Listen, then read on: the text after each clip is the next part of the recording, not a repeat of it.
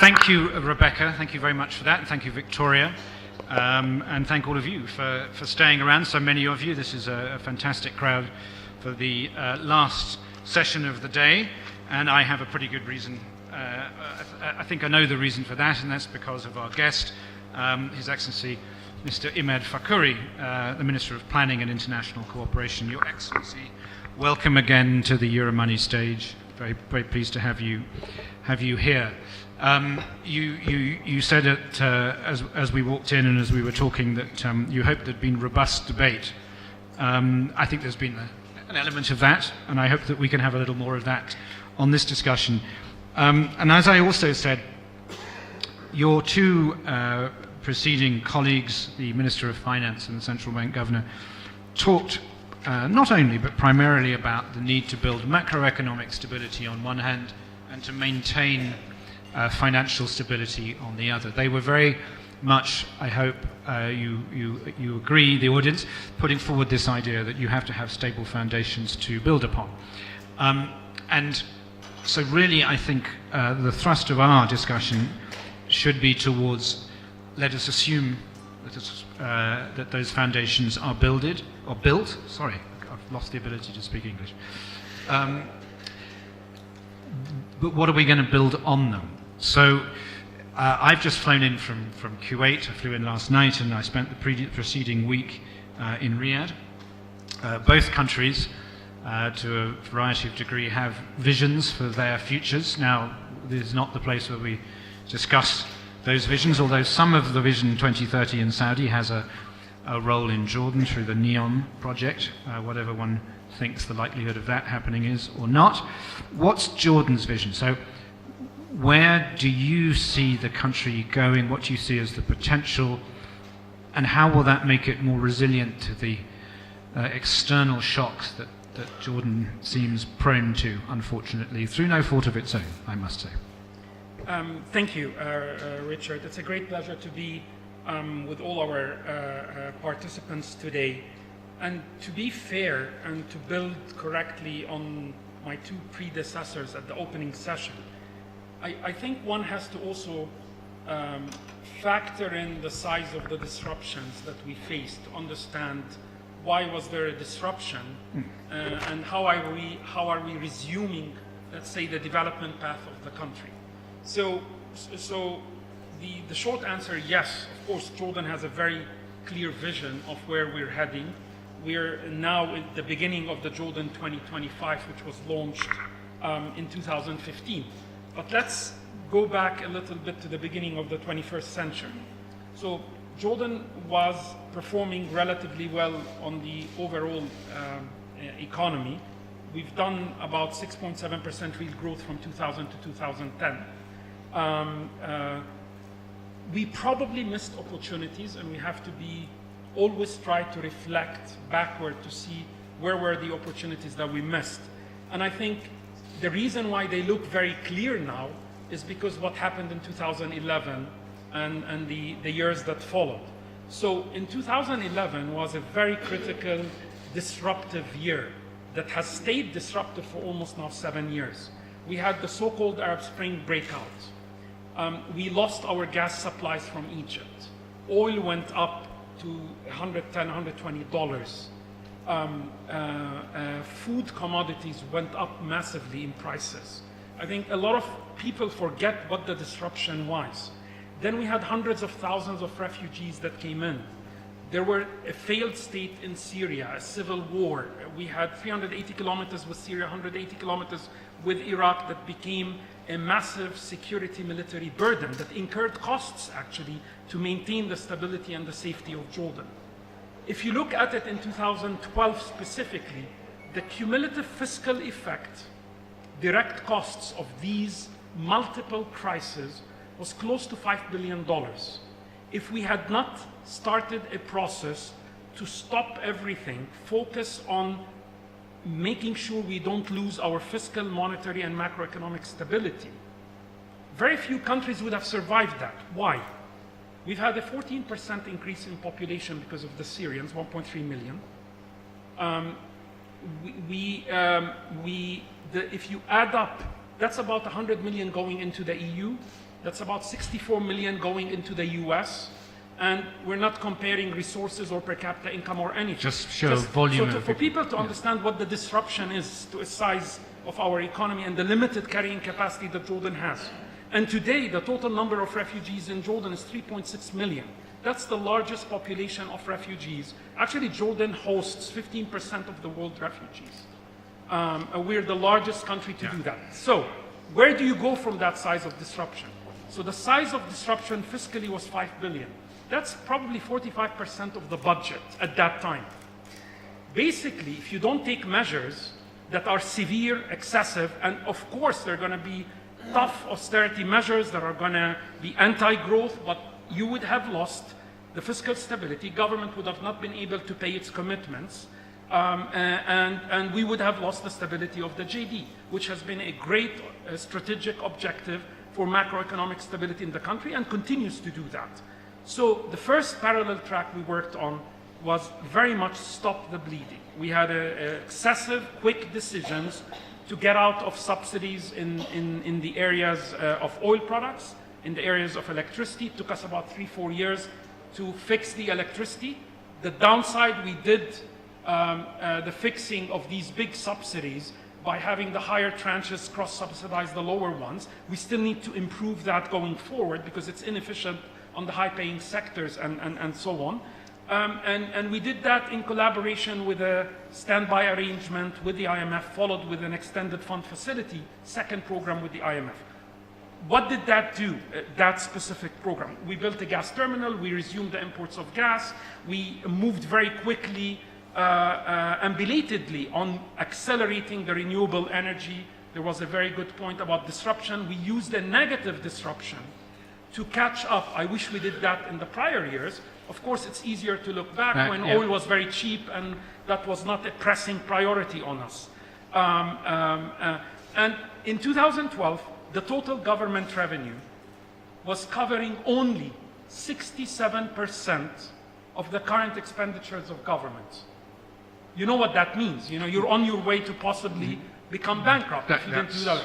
Yeah. And debt to GDP, which from 1990 to 2010 went down from 200% to low 60s, started to go up 5 percentage points every year for 7 years, until we peaked last year at 95%. So last year, we closed the year fiscally at 95%, meaning the domestic revenues are covering back now 95%. This is fiscal reliance. With the measures this year, we should be at 99%. Hopefully next year, we'll be in a surplus mode on the current expenditure side.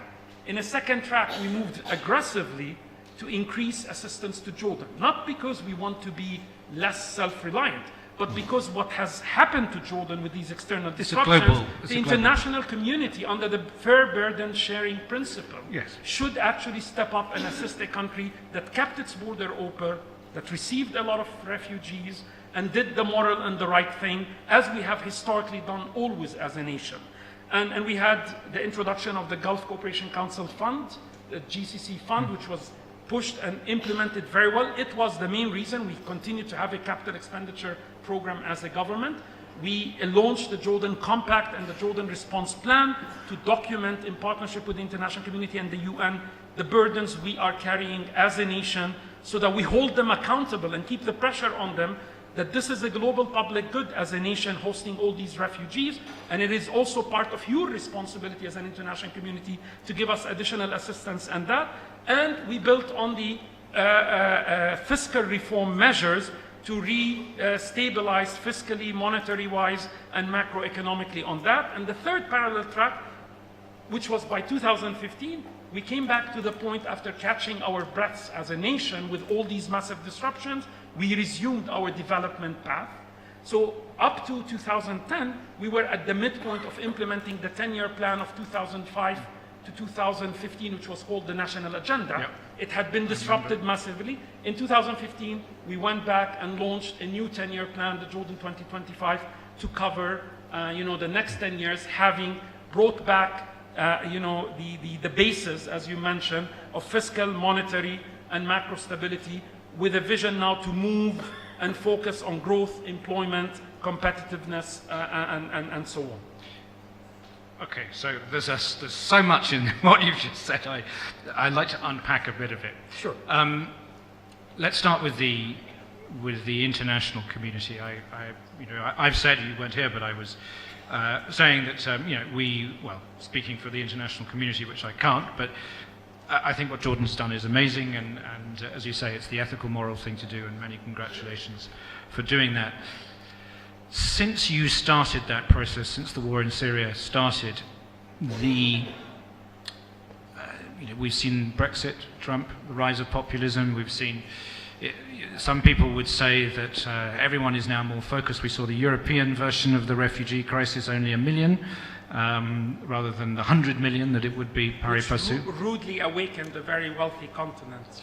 Yeah, and it's causing serious issues in Germany, Angela Merkel's decision to do that. So a little bit of a taste of that was enough to see how disruptive it can be. But what I'm trying to get at is the support of the international community in various forms is still important to Jordan going forward. We still have a responsibility. I accept that. I'm sure many of others do too. But there are people in power who may be less sympathetic to that. Do you still feel that the things like the Jordan Compact, holding the UN, holding the US, the EU to account, do you still feel that the political will to continue to support Jordan is there from your dialogue with them? I would argue that there is definitely an exception when it comes to Jordan, meaning that there's a great level of acknowledgement, admiration, sympathy that's translating into additional support that is coming to Jordan. However, let's put it in the right context. So yes, if you look at the assistance coming to Jordan, total assistance, which is budget support grants, regular grants that would come into projects, concessionary financing that would come in to development projects or budget support or to cover the financing gap of the Treasury. So we have to borrow less from the market at much higher rates and so on. So the trend we see now that aid has shifted, meaning there's going to be less aid that comes as grants to support the budget, which is understandable, and we're now at a very good point where the government, out of its own resources, is seeing lesser grants coming to support the budget, but the fiscal self-reliance is increasing. So we're planning well for the future. Overall, other avenues of aid that are not grants to support the budget are increasing, and we're using them well, and we're investing them in areas where it's unlocking potential, creating critical infrastructure, and doing that.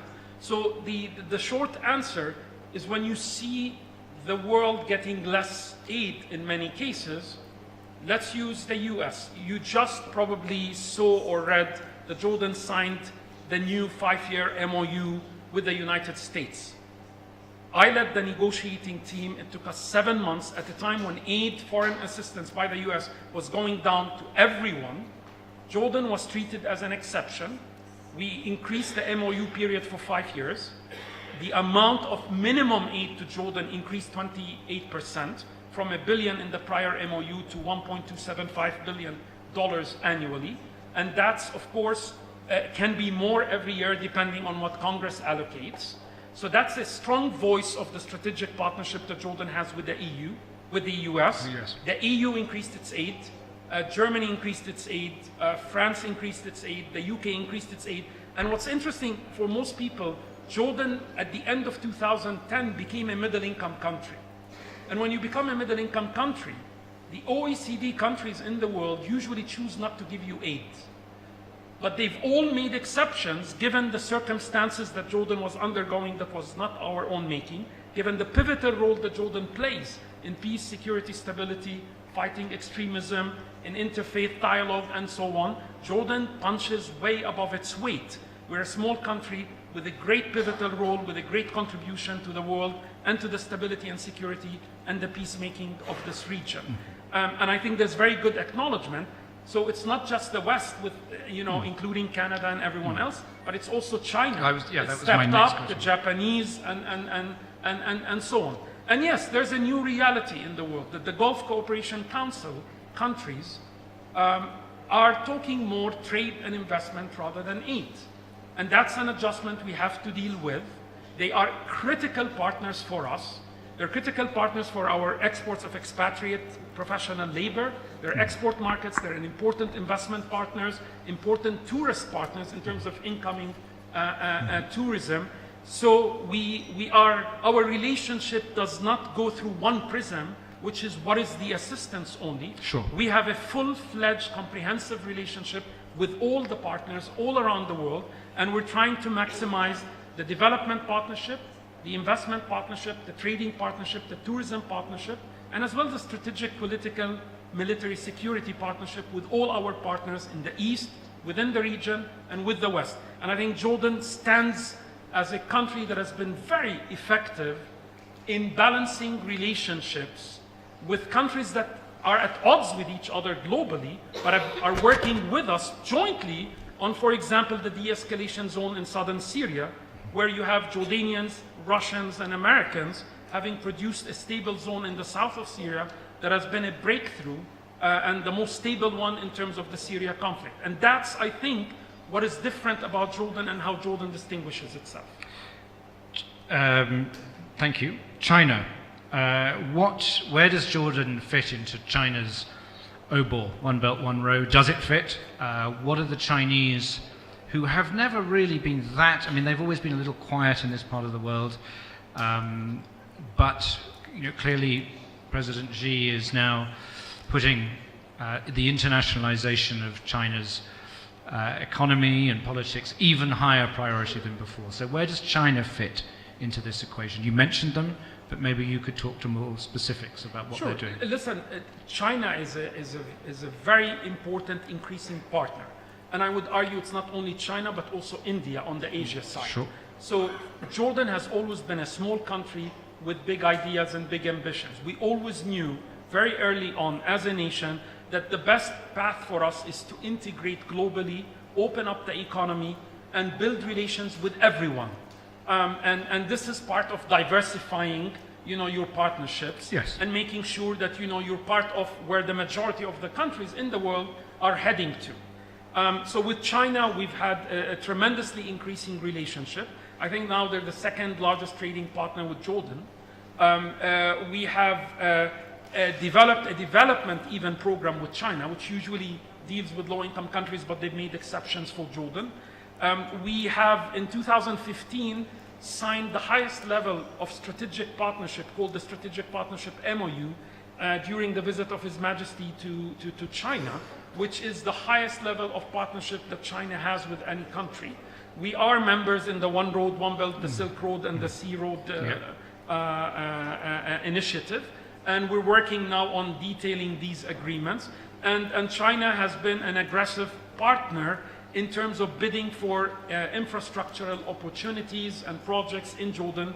Probably the largest project, which is the oil shell project, which is a Jordanian, Estonian, Malaysian, Chinese project. Properly 2.2 billion. Properly global project. 1.6 billion of that financing came from the Chinese partner and the Chinese institutions that support that. We're a founding member of the Asia Infrastructure Investment Bank, and we're developing with all of them portfolios, projects, and abilities to tap into development financing that promotes and supports the private sector or the government in its development agenda.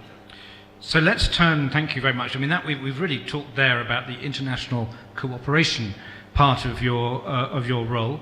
Let's talk a little bit about planning, and I'm going to be stubborn and go back to my original question. Sure. Okay, so Jordan has weathered very well some pretty hard shocks to its economy. But where do you see, and now we're sort of at the place where the corner should begin to be turned, and you have lots of international partners who can help you that. But what is the vision for the economy in 2025, in 2030? What is this country going to look like economically that is really different from how it was in 2005 or 2010?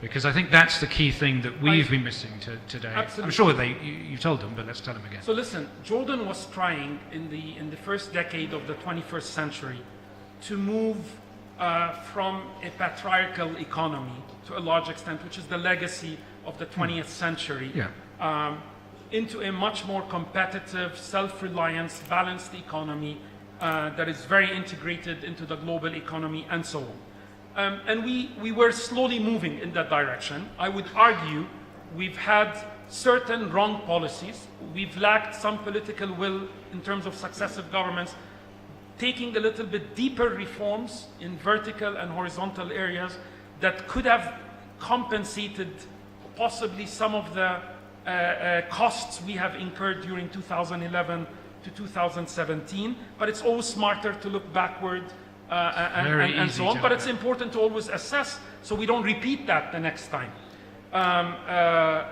So given that we have articulated, a 14-month process that was very participatory to try to put the Jordan 2025 roadmap, socioeconomic roadmap for the country.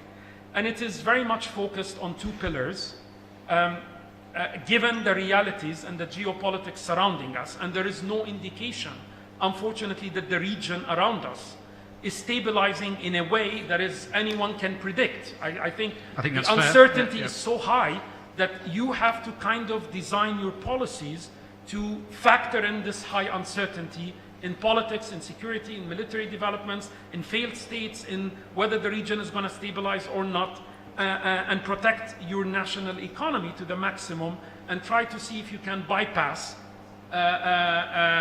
logically without raising expectations some of these heavy forces that are pulling you backward economically. So the vision is a more prosperous and resilient Jordan. We chose deliberately prosperity of our own citizens because that's ultimately the goal of what we need to do, but resilience because we need to remain resilient given the geopolitics surrounding us.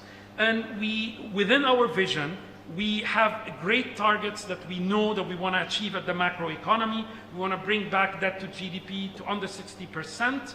Within the safe levels, we want to stay on the budget deficit, the unemployment, bring back to single digit, where today, unfortunately, we went up from about 11% in 2010 to 18.5% unemployment, average unemployment, with the biggest, I think, challenge for all of us as a nation, government, private sector, and international partners, the youth unemployment, which is close to 33% or 34%.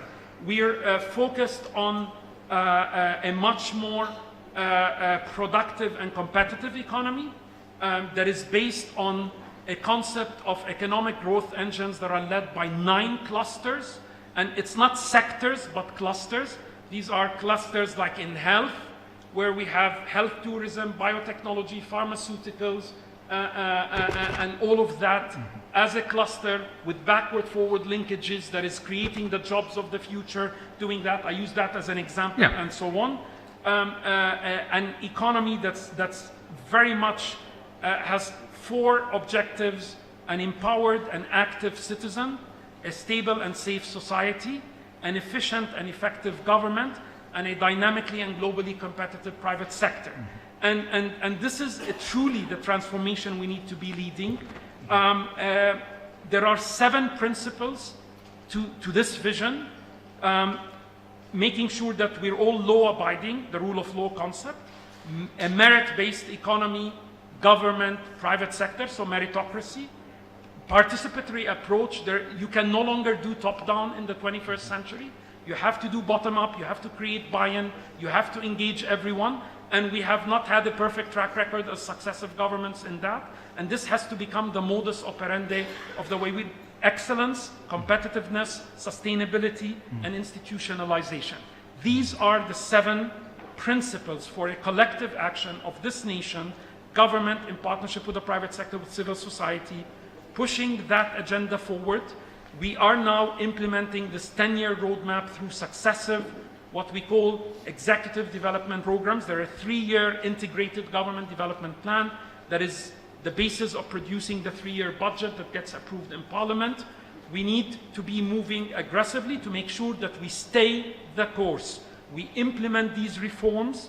We don't backtrack from that. We don't keep reinventing the wheel. We don't keep relaunching different documents every 2 years because we're fed up and we park the strategy on the shelf and so on. We stay the course on that, and within that overall high-level roadmap, I think what's going to be critical to get us there is the growth plan we have put in place, the human resource development strategy that is at the core of what makes Jordan different competitively, investing in our people, the digitization and e-government to transform government, and the full implementation of the Royal Commission on Enhancing Integrity and the Rule of Law, where we've pushed a huge package through Parliament, 13 critical judicial laws that need to be now implemented fully with bylaws and instructions through the judiciary and enforced fully to move us to the direction where, you know, we're achieving that.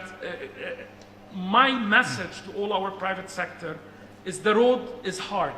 There are no easy solutions. We're going to have to push hard on parallel tracks and sequentially to move Jordan to the paradigm shift we have envisaged in the Jordan 2025. I'm pleased to tell all our colleagues and partners in the private sector that at the government level, in partnership with all the donors, all the international financial institutions, we have designed a preliminary 5-year matrix in parallel tracks and sequentially of the critical reforms that we need to do, like the current secured lending law, which is in Parliament, in the Parliamentary Legal Committee that we're pushing very hard to complete because it produces critical access to finance to our private sector, like the bankruptcy law that we're about to finish rewriting. We pulled it out of Parliament because it didn't have the best practice principles, and we're going to issue it within the next 2 weeks back to Parliament in expedited.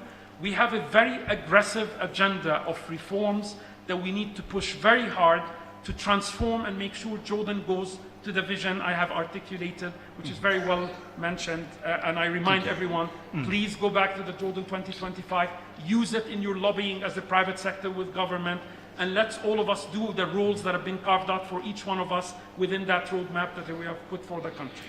We're nearly out of time, so I suppose I come to what is the pivotal question about these types of these plans and the steps that you're taking with the legal system and the government and all of that, is when are the people going to see the difference? Because they, it's never easy for government.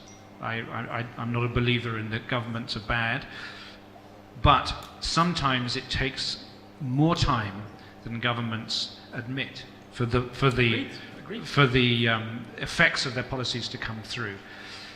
And there's only so much promising one can do before you run out of road. And I think some of your regional colleagues, perhaps, I'm not going to mention names, but I think you probably know who they are, I feel are slightly over-promising, and are going to get to a point in a couple of years where they've made these big promises and they're not going to be able to deliver them, and that's going to cause them problems. Not significant problems, but problems. So delivery. I get the feeling that you're now going from the planning to the delivery. Agreed. So talk a little bit about that and how you see this thing being delivered and when it'll make a difference. I think one of the biggest weaknesses we've seen historically in Jordan is the delivery part in terms of strategic plans for the country and moving that forward. What we're trying to do differently this time is one, launching the delivery unit at the center of government, which is at the Prime Ministry. Dedicating enough resources to it so that it can track the implementation of the strategic pillars within these plans. We're tying in the budgets to the priorities within these plans, and what's outside that should no longer be funded by the government budget. We have all our international key development partners working with us on an aggressive 5-year employment and growth policy reform matrix, where they're also, promising to provide additional aid in return for incentivizing the government to be more aggressive on taking their necessary reforms horizontally and vertically and in the right sequence. So I think we have, and we have also the reality that we have to be self-reliant. We can no longer think that somebody's going to come and give us a big amount, budget support, and close the gap in the budget. We're going to have to do this on our own. And I think that reality has become entrenched. On the resilience side, I'm optimistic because Jordan, to a large extent, exited the subsidy system. So we moved away from subsidizing electricity, oil products, bread, and we redirected subsidies to Jordanians who deserve that. And that's a much better, efficient system for the market, much more impactful, because there was a huge amount of waste, or you're having a lot of people that don't deserve the subsidies that were benefiting from that. So on the fiscal resilience side, and once we see through the last part of this fiscal reform program that probably the Minister of Finance and the central bank government discussed, I think we'll be in a good position where we want to make sure that this alignment of development partners, the public's awareness, the private sector pressure on government, parliamentary pressure on government, and the lessons learned from prior experiences, hopefully we try to do this differently going forward with the right elements falling in place to get us to make sure that we're delivering. I want to mention one thing. I think government and private sector have to also have the right expectations. Let's be very realistic. Yes. So the government fiscally, for a few years, is not going to have big capital expenditure programs. And we're in austerity. And that's anti-growth by definition. On the monetary side, we have an interest rate environment globally, and we're pegged to the dollar, where interest rates are going to be going up. That's also going to be anti-growth to some extent. So the way in our plans we try to bypass these two constraints, and these are very big constraints. You ask the businesses, yes, and they'll tell you that these are big constraints. So that's why I'm someone that doesn't want to overpromise. I think it's going to take us several years to go up slowly from the average 2% growth. You know, we've been growing at less than 1/3 the rate from 2011 to 2017 compared from 2000 to 2010. You know, 6.7 versus 2.1. Yeah. That's a massive low growth rate. I think the other period where we've had that bad growth was 1967 to 73. I looked historically at the numbers. So this is unprecedented since a long time, and the size fiscally has been massive. So to bypass these two things, we need a strong push on implementing the reform, especially deregulation. I think we're over-regulating the economy and many sectors. That's going to require a strong partnership between government, private sector, and parliament to get this sorted out so that businesses see an improvement and ability to maneuver. And I've always been a champion of, you know, less government in these areas. We're going to have to maximize doing our capital expenditure as government, not from the treasury, but through public-private partnerships. And listen, Jordan in the past 10 years did $10 billion of PPPs at very difficult circumstances. So we have a good track record and we can do it. And finally, on the constraints of increasing interest rates, we're going to work closer as Ministry of Planning with the central bank to get more resources that will be put in the central bank to be given as loans to the bankers who represent this room, so they finance critical clusters or growth sectors that will be instrumental for growth and employment to help us bypass the two constraints of fiscal austerity and an environment of increasing interest rates. Yeah. So, Minister, we've run out of time, but one final question. So, if we're sitting, and I hope we are, in these chairs or chairs like them in a year's time, what are the priorities that you'd like to see happen, have happened by this time next year? What should be different? What laws should have been passed, changes made, or projects completed or initiated successfully? I think that we have finished the IMF austerity program, hopefully, and we're towards the end of it next year. Yep. I think we would have pushed some of the critical laws through Parliament. Bankruptcy, secured lending are two critical.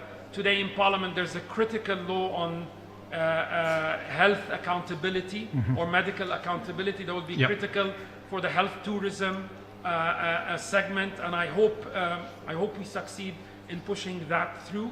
I think there will be an announcement and a clear policy matrix of the next 5 years, the donors and the government pushing through the critical reforms we need to do.